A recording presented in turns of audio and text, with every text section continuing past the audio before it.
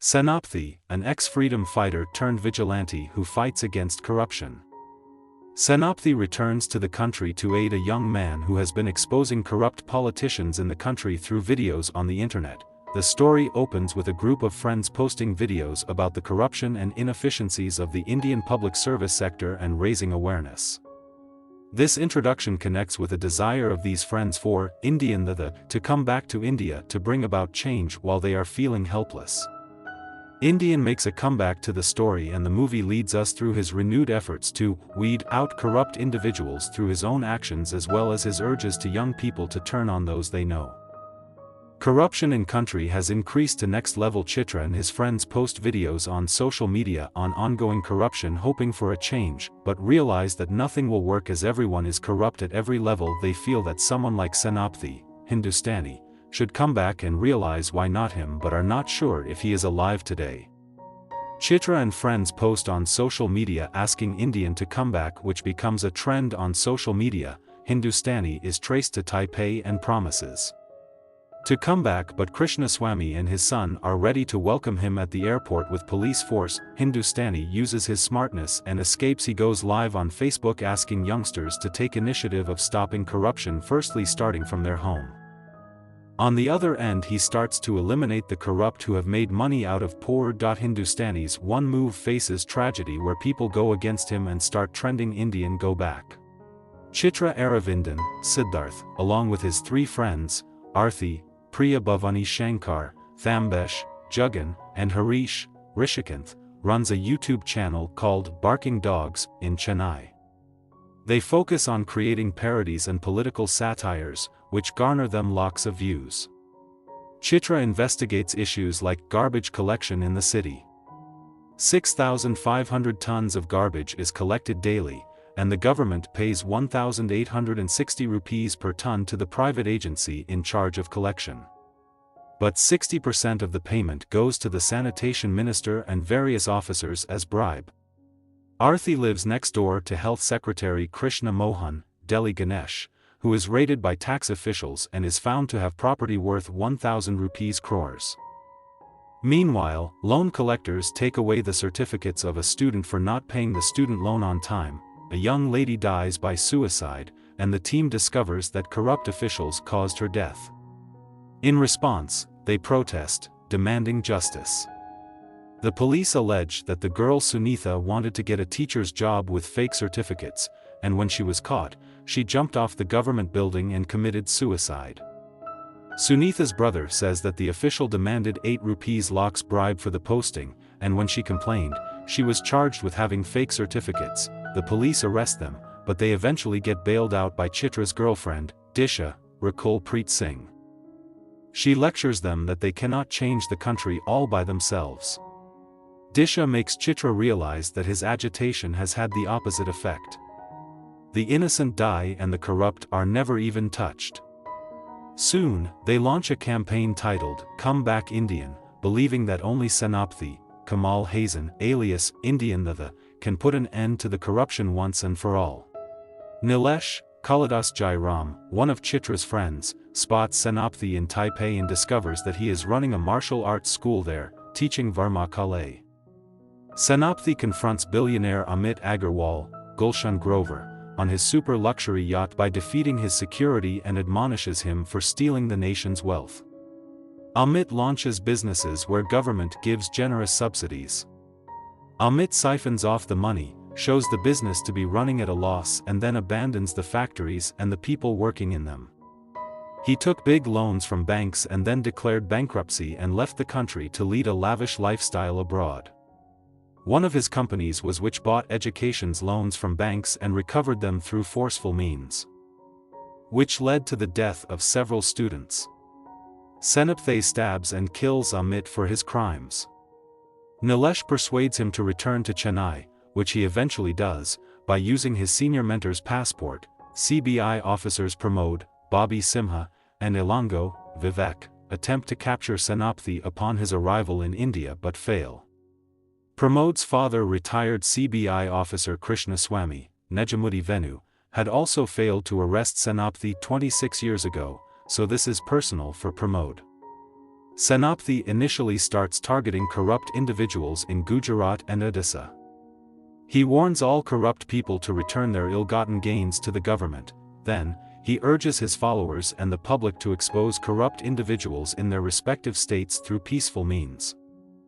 Inspired by Gandhi's principles, while he will uphold the ideals of Subhas Chandra Bose, he emphasizes that people should prioritize addressing corruption at home before tackling external issues.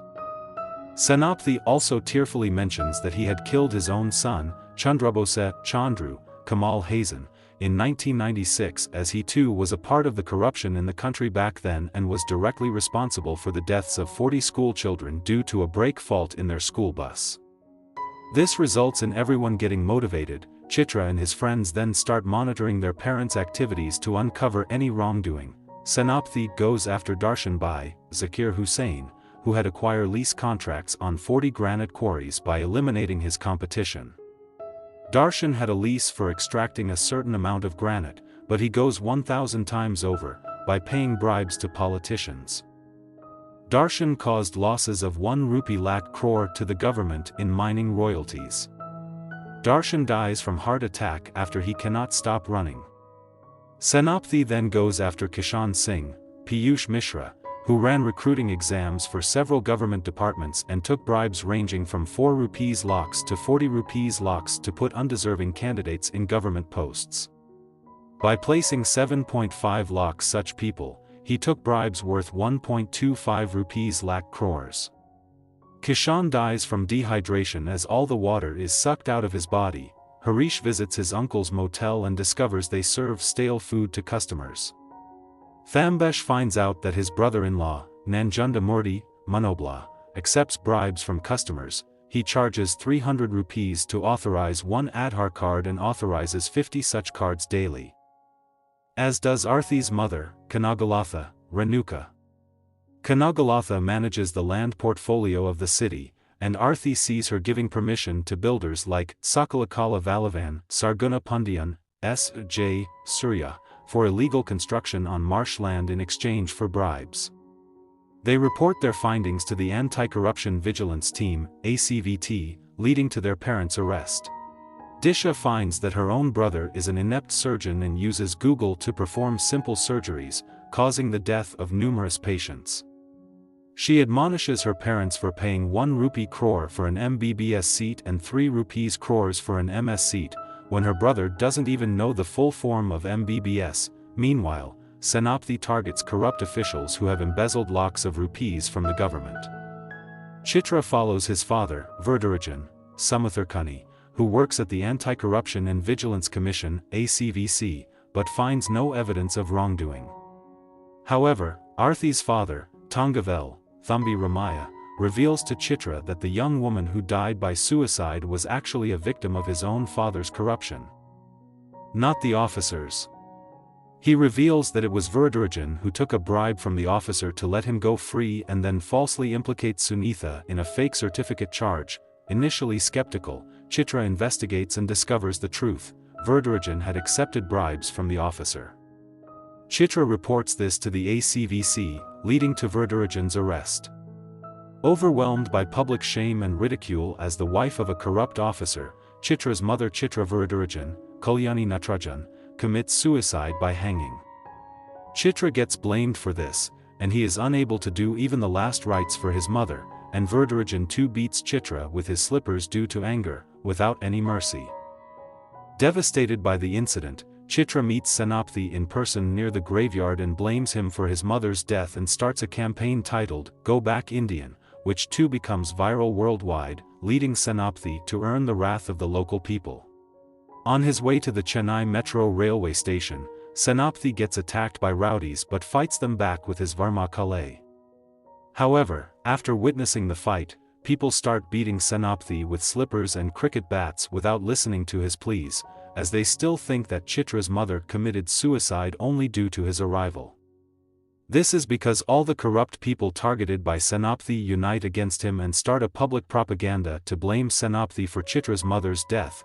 Pramod and Ilango eventually arrive and capture Senapati, but he uses Varma Kale on Pramod to escape his capture, leaving Pramod paralyzed.